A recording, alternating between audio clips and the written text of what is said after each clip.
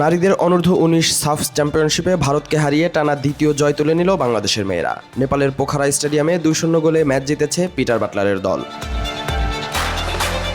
বয়সভিত্তিক সাফ চ্যাম্পিয়নশিপে বাংলাদেশের সবচেয়ে বড় প্রতিপক্ষ ভারত। টুর্নামেন্টে নিজেদের দ্বিতীয় ম্যাচে প্রতিপক্ষ হিসেবে তাদের পেয়ে যায় বাংলাদেশ। শুরু থেকেই আক্রমণাত্মক ফুটবল খেললেও গোল পেতে ২৮ মিনিট পর্যন্ত অপেক্ষা করতে হয় মামনি আলপিদের।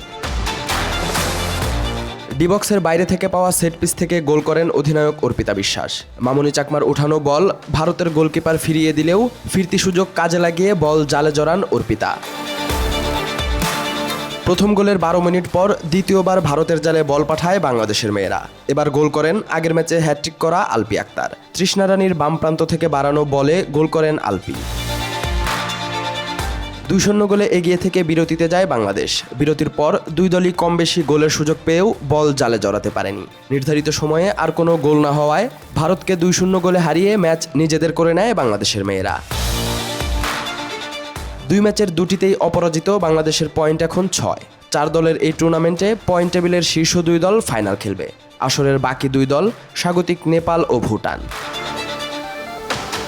Salauddin Saju, sports 24 BD.